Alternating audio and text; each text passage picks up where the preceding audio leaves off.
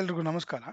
ನಮ್ಮ ಈ ಕ್ಲಾಸಲ್ಲಿ ಇನ್ನು ಉಳಿದಿರೋ ಫೈಲ್ ಆಪರೇಷನ್ಸ್ ಕಮಾಂಡ್ಸ್ನ ನಾವು ಅರ್ಥ ಮಾಡ್ಕೊಳ್ಳೋದು. ನಾವು ಫೈಲ್ನ ರೀಡ್ ಮಾಡೋದಕ್ಕೆ ಕ್ಯಾಟ್ ಕಮಾಂಡ್ ಯೂಸ್ ಮಾಡ್ತೀವಿ. ಇಲ್ಲಿ ನೀವು ಅಬ್ಸರ್ವ್ ಮಾಡಿದ್ರೆ ನಾವು ಕ್ರಿಯೇಟ್ ಮಾಡಿರುವಂಥ ಫೈಲು ತುಂಬ ಸಣ್ಣ ಸೈಜಿನ ಫೈಲ್ ಆಗಿದೆ. ಸೊ ಇಲ್ಲಿ ನಾನು ಕ್ಯಾಟ್ ಮಾಡಿದ್ರೆ ನಿಮಗೆ ಮ್ಯಾಕ್ಸಿಮಮ್ ಒಂದು 2-3 ಲೈನ್ಸ್ ಡಿಸ್ಪ್ಲೇ ಆಗುತ್ತೆ. ಸೊ ಇವಾಗ ಏನಾದರೂ ಫೈಲ್ 1 GB ಇದ್ರೆ 2 GB ಇದ್ರೆ ಮಿಲಿಯನ್ಸ್ ಆಫ್ ಲೈನ್ಸ್ ಇದ್ರೆ ನೀವು ಅದನ್ನ ಕ್ಯಾಟ್ ಮಾಡಿದ್ರೆ ನಿಮ್ಮ ಕನ್ಸೋಲು ಜಸ್ಟ್ ಲೈನ್ಸ್ನ ಪ್ರಿಂಟ್ ಮಾಡ್ತಾ ಹೋಗ್ತಿರುತ್ತೆ 2-3 ಮಿನಿಟ್ಸ್. ಹಾಗಾದ್ರೆ ಯೂಶಲ್ ಆಗಿ ಏನಾಗುತ್ತೆ, ನೀವು ಫೈಲ್ನ ಯಾವಾಗ ರೀಡ್ ಮಾಡ್ತೀರಾ, ಟೆಸ್ಟಿಂಗ್ ಸ್ಮಾಲ್ ಸ್ಮೋಕ್ ಟೆಸ್ಟಿಂಗ್ ಮಾಡೋಕ್ಕೆ ಯೂಸ್ ಮಾಡ್ತೀರಾ ಅಂದ್ರೆ, ನಿಮ್ಗೆ ಯಾರೋ ಒಬ್ರು ಫೈಲ್ ಕಳಿಸ್ತಿರ್ತಾರೆ. ಅದರಲ್ಲಿ ಹೆಡ್ಡರು ಇರಲೇಬೇಕು, ಟೇಲರ್ ಇರಲೇಬೇಕು, ಅಥವಾ ಸ್ಟಾರ್ಟಿಂಗ್ 4-5 ಲೈನ್ಸ್ ಅಲ್ಲಿ ನೀವು ಡೇಟಾನ ಅನಲೈಸ್ ಮಾಡಬೇಕು ಕರೆಕ್ಟಾಗಿ ಬರ್ತಿದ್ಯಾ ಅಂತ. ಸೊ ಆ ಥರದ್ದು ಸ್ಮೋಕ್ ಟೆಸ್ಟಿಂಗ್ ಮಾಡೋದಕ್ಕೋಸ್ಕರ ನಾವು ಫುಲ್ ಕ್ಯಾಟ್ ಮಾಡಿ ಮಿಲಿಯನ್ಸ್ ಆಫ್ ಲೈನ್ಸ್ನ ನಾವು ಕನ್ಸೋಲಲ್ಲಿ ಪ್ರಿಂಟ್ ಮಾಡೋದಕ್ಕೆ ಆಗೋದಿಲ್ಲ.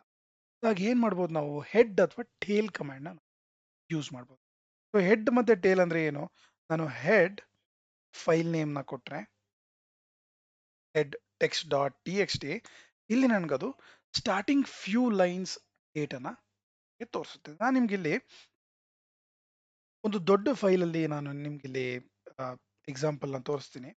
ಸೊ ಇಲ್ಲಿ ನೋಡಿ, ನಾನು ಬೇರೆ ಬೇರೆ ಡೈರೆಕ್ಟ್ರಿಗೆ ನ್ಯಾವಿಗೇಟ್ ಆಗ್ತಿದ್ದೀನಿ, ಡಿ/ಹೋಮ್ ವಿನೋದ್. ಇಲ್ಲಿ ಫಾರ್ ಎಕ್ಸಾಂಪಲ್ ಇದೊಂದು 516K ಫೈಲ್ ಇದೆ. ಇದನ್ನು ನಾನು ರೀಡ್ ಮಾಡಲಿಕ್ಕೆ ಟ್ರೈ ಮಾಡ್ತೀನಿ. ಈಗ ನಾನು ಕ್ಯಾಟ್ ಅಂತ ಇಲ್ಲಿ ರೀಡ್ ಮಾಡಿದ್ರೆ ಸೋ ಮೆನಿ, ನೀವು ಇಲ್ಲಿ ನೋಡ್ಬೋದು ಹೇಗೆ ಲೈನ್ಸ್ ಪ್ರಿಂಟ್ ಆಗ್ತಾ ಹೋಗ್ತಿದೆ. ಇಲ್ಲಿ ಕೇವಲ 2000 ರೆಕಾರ್ಡ್ಸ್ ಇದೆ, ಅದಕ್ಕೆ ಇಷ್ಟು ಕನ್ಸೋಲಲ್ಲಿ ಪ್ರಿಂಟ್ ಆಗುತ್ತೆ. ಸೊ ನೀವು ಇಮ್ಯಾಜಿನ್ ಮಿಲಿಯನ್ಸ್ ಆಫ್ ರೆಕಾರ್ಡ್ಸ್ ಇದ್ರೆ ಏನಾಗುತ್ತೆ ಅಂತ. ಸೊ ನಾವಿಲ್ಲಿ ಇದನ್ನ ಸ್ಟಾಪ್ ಮಾಡಿ ನಾವು ಈಗ ಹೆಡ್ ಮತ್ತೆ ಟೇಲ್ ಕಮಾಂಡ್ ಯೂಸ್ ಮಾಡಬೇಕು, ಅಬ್ಸರ್ವ್ ಮಾಡೋದು.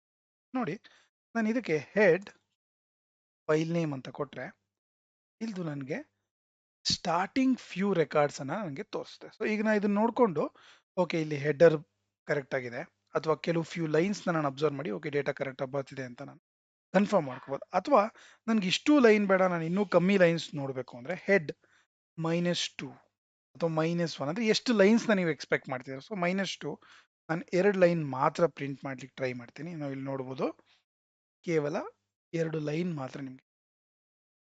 ಈ ತರ ನಾವು ಹೆಡ್ ಕಮಾಂಡ್ ನ ಯೂಸ್ ಮಾಡ್ಬೋದು. ಸೊ ಅದೇ ತರ ಟೇಲ್ ಅಂದ್ರೆ, ಹೆಡ್ ಅಂದ್ರೆ ಫ್ರಮ್ ಸ್ಟಾರ್ಟಿಂಗ್, ಟೇಲ್ ಅಂದ್ರೆ ಫ್ರಮ್ ಬಾಟಮ್.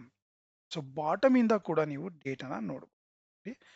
ಡೇಟಾ ಬಾಟಮ್ ಇಂದ ಬರುತ್ತೆ. ಸೊ ಇಲ್ಲೂ ಕೂಡ ನಾನು ಟೇಲ್ -2 ಅಂದ್ರೆ ಲಾಸ್ಟ್ 2 ಲೈನ್ಸ್ ನ ನೋಡ್ಲಿಕ್ಕೆ ನಾನು ಟೇಲ್ -2 ಅಂತ ನಾನು ಯೂಸ್ ಮಾಡ್ಬೋದು. ಸೊ ಹೀಗೆ ನೀವು ಇಲ್ಲಿ ನೋಡಿ, ಈ ಫೈಲಲ್ಲಿ ಟೇಲರೇ ಇಲ್ಲ.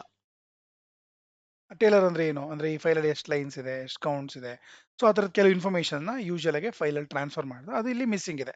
ಸೊ ಇದನ್ನ ನೀವು ಹೈಲೈಟ್ ಮಾಡ್ಬೋದು. ಈ ಥರದ ಆಪರೇಷನ್ಸ್ಗೆ ನಾವು ಹೆಡ್ ಅಥವಾ ಟೇಲ್ ಕಮಾಂಡ್ ಅನ್ನು ಯೂಸ್ ಮಾಡ್ಕೋ. ಇದು ಇಷ್ಟು ಇದರಿಂದ ಬೆನಿಫಿಟ್ ಇದೆ. So ಅದೇ ತರ ನಾವು ಒಂದು ಫೈಲ್ನ ಇನ್ನೊಂದು ಫೈಲ್ ಕಾಪಿ ಮಾಡೋದು, ರಿನೇಮ್ ಮಾಡೋದು, ರಿಮೂವ್ ಮಾಡೋದನ್ನ ನಾವು ಅರ್ಥ ಮಾಡ್ಕೊಳ್ಳೋದು. ಫಾರ್ ಎಕ್ಸಾಂಪಲ್ ಇಲ್ಲಿ ಈ ಫೈಲು, ಈ ಸೇಲ್ಸ್.csv ಅನ್ನೋ ಫೈಲು /home/ವಿನೋದಲ್ಲಿ ಇದೆ. ಇದನ್ನ ನಾನು ನನ್ನ ಡೈರೆಕ್ಟರಿ ಕಾಪಿ ಮಾಡಬೇಕು. ಆಗ ನಾನು cp ಕಮಾಂಡ್ ಅನ್ನ ನಾನು ಯೂಸ್ ಮಾಡ್ಬೋದು. ಫಾರ್ ಎಕ್ಸಾಂಪಲ್ cp, ಈಗ ನನ್ನ ಕರೆಂಟ್ ಪಾತಲ್ /home/ವಿನೋದಲ್ಲಿ ಇರೋದ್ರಿಂದ ಅಲ್ಲಿಂದ ನಾನು ಫೈಲ್ ನೋಡಿ, ನಾನು ರಿಲೇಟಿವ್ ಪಾತ್ ಕೊಡ್ತಿದ್ದೀನಿ. ಸೊ ರಿಲೇಟಿವ್ ಪಾತ್ ಅಂದ್ರೆ ಬೇಕಾದ್ರೆ ನಾವೇನ್ ಮಾಡ್ಬೋದು, ಇಲ್ಲಿ ನಿಮ್ಗೆ ರಿಲೇಟಿವ್ ಪಾತ್ ಅಂತ ಗೊತ್ತಾಗ್ಲಿ ಅಂತ ./ ಅಂತ ಕೂಡ ಯೂಸ್ ಮಾಡ್ಬೋದು. ಇಲ್ಲಿ ನಾನು ಅಬ್ಸಲ್ಯೂಟ್ ಪಾತ್ ಕೊಡ್ತಿದ್ದೀನಿ /home/prom. ಇಲ್ಲಿಗೆ ನಾನು ಈ ಫೈಲ್ನ ಕಾಪಿ ಮಾಡ್ತೀನಿ. ಸೊ ಹೇಗೆ ನಾವು ಹೋಮ್ ಪಾತ್ ಮೂವ್ ಆಗೋದು, ಟಿಡಿ ಟಿಲ್ಟ್. ಈಗ ನಾನು ಹೋಮ್ ಪಾತಲ್ಲಿ ಇದ್ದೀನಿ. ಇಲ್ಲಿ ನೀವು ls-l ಮಾಡಿದ್ರೆ ನಿಮ್ಗೆ ಇಲ್ಲಿ ಫೈಲ್ ಕಾಪಿ ಆಗಿ.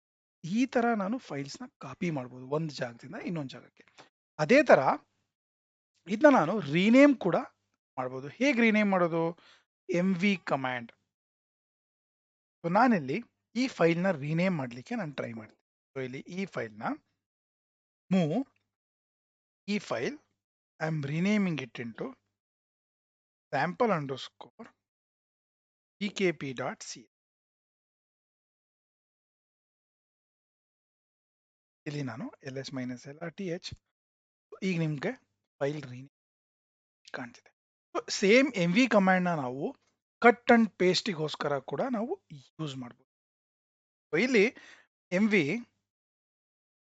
ಈ ಫೈಲ್ ನೇಮು ಈ ಫೈಲ್ ನೇಮ್ನ ನಾನು ಬೇರೆ ಪಾತ್ ಸ್ಪೆಸಿಫೈ ಮಾಡಿದ್ರೆ, ಫಾರ್ ಎಕ್ಸಾಂಪಲ್ /home /ವಿನೋದ್ ಬೇರೆ ಪಾತ್ನ ಸ್ಪೆಸಿಫೈ ಮಾಡಿದ್ರೆ ಈ ಫೈಲು ಈ ಜಾಗದಿಂದ ಕಟ್ ಆಗಿ ಅಲ್ಲಿಗೆ ಪೇಸ್ಟ್ ಆಗುತ್ತೆ. ಸೊ ನಾನು MV ಕಮಾಂಡ್ನ ಕಟ್ ಅಂಡ್ ಪೇಸ್ಟ್ ಕೂಡ ನಾನು ಯೂಸ್ ಮಾಡ್ಬೋದು. ನೀವು ಇಲ್ಲಿ ಅಬ್ಸರ್ವ್ ಮಾಡ್ತಿರ್ಬೋದು, ಇಲ್ಲಿ ಪರ್ಮಿಷನ್ ಡಿನೈಡ್ ಎರರ್ ಬರ್ತಿದೆ. ಸೊ ಅದರ್ಥ ಏನು, ನನಗೆ ಈ ಯೂಸರ್ನ ಡೈರೆಕ್ಟ್ರಿಗೆ ನನಗೆ ಪರ್ಮಿಷನ್ ಇಲ್ಲ. ಏನಕ್ಕೆ, ನಾನು ಯಾವುದಾದ್ರೂ ಫೈಲ್ನ ಅಲ್ಲಿ ಪ್ಲೇಸ್ ಮಾಡೋದಕ್ಕೆ. ಸೊ ಅದಕ್ಕೆ ನಾನು ಹಂಗದು ಅಲೋ ಮಾಡ್ತೀನಿ. ಸೊ ಈ ತರ ನಿಮಗೆ ಪರ್ಮಿಷನ್ಸ್ ಕೂಡ ಬರ್ಬೋದು. ಸೊ ಈ ತರ ನಾವು MV ಕಮಾಂಡ್ನ ರಿನೇಮ್ ಮಾಡಲಿಕ್ಕೆ, ಅದ್ರ ಜೊತೆಗೆ ನಾವು ಕಟ್ ಅಂಡ್ ಪೇಸ್ಟ್ ಮಾಡೋದಕ್ಕೆ ಕೂಡ ಯೂಸ್ ಮಾಡ್ಬೋದು. ಸೊ ನೆಕ್ಸ್ಟು ನಾವು ಫೈಲ್ನ ಡಿಲೀಟ್ ಮಾಡೋದಕ್ಕೆ, ರಿಮೂವ್ ಮಾಡೋದಕ್ಕೆ ನಾವು RM ಕಮಾಂಡ್ನ ನಾವು ಯೂಸ್ ಮಾಡ್ಬೋದು. ಇಲ್ಲಿ RM ನೀವು ನಿಮ್ಮ ಫೈಲ್ ನೇಮ್ನ ಕೊಟ್ರೆ ಇಲ್ಲಿ ಅದು ನಿಮ್ಮ ಫೈಲ್ನ, ಇಫ್ ಸಪೋಸ್ ಯಾರಾದರೂ ಫೈಲ್ ಯೂಸ್ ಮಾಡ್ತಿದ್ರೆ ಅದು ನೀವು ಫೋರ್ಸ್ಫುಲ್ ಆಗಿ ಡಿಲೀಟ್ ಮಾಡಬೇಕು ಅಂದ್ರೆ RM-F ಕೂಡ ನೀವು ಯೂಸ್ ಮಾಡ್ಬೋದು. ಸೊ ಇಲ್ಲಿ ಆ ಫೈಲ್ನ ಅದು ಇಲ್ಲದೆ ಇದ್ರೂ ಸಹ ಇಲ್ಲಿ -F ಕೊಡೋದ್ರಿಂದ ಅದು ಫೋರ್ಸ್ಫುಲಿ ರಿಮೂವ್ ಮಾಡುತ್ತೆ.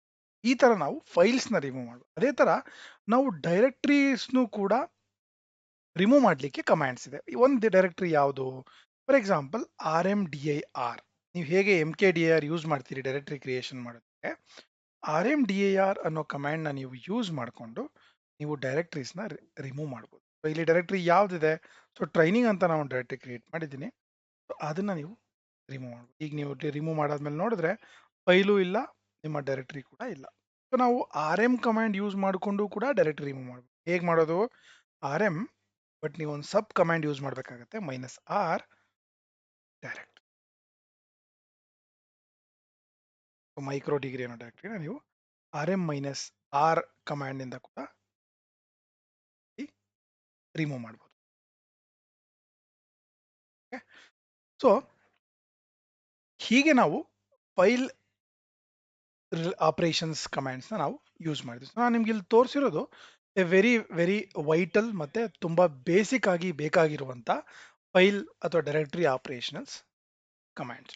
ಮತ್ತೆ ನಾವಿಲ್ಲಿ ಈ ಯುನಿಕ್ಸ್ ಸಬ್ ಕೋರ್ಸ್ ಅಲ್ಲಿ ನಾವು ಕಾನ್ಸಂಟ್ರೇಟ್ ಮಾಡ್ತಿರೋದು, ನಿಮಗೆ ಯುನಿಕ್ಸ್ ಎಷ್ಟು ಇನ್ಫಾರ್ಮೇಶನ್ ಬೇಕು ಅಥವಾ ನೀವು ಯುನಿಕ್ಸ್ ಸ್ಕಿಲ್ ಎಷ್ಟು ಹಡೂಪ್ ಕಲಿಯೋದಕ್ಕೆ ಬೇಕು ಅಷ್ಟು ನಾವು ಮ್ಯಾಕ್ಸಿಮಮ್ ಇಲ್ಲಿ ಕವರ್ ಮಾಡಲಿಕ್ಕೆ ನಾವು ಟ್ರೈ ಮಾಡ್ತೀವಿ. ಸೊ ನಾವು ನಮ್ಮ ನೆಕ್ಸ್ಟ್ ಕ್ಲಾಸಸ್ ಅಲ್ಲಿ ವೇರಿಯೇಬಲ್ಸ್ ಮತ್ತೆ ಅರೇಸ್ನ ಹೇಗೆ ಕ್ರಿಯೇಟ್ ಮಾಡೋದು ಯುನಿಕ್ಸ್ ಅಲ್ಲಿ ಅಂತ ಅರ್ಥ ಮಾಡ್ಕೊಳ್ಳೋಣ. Thank you.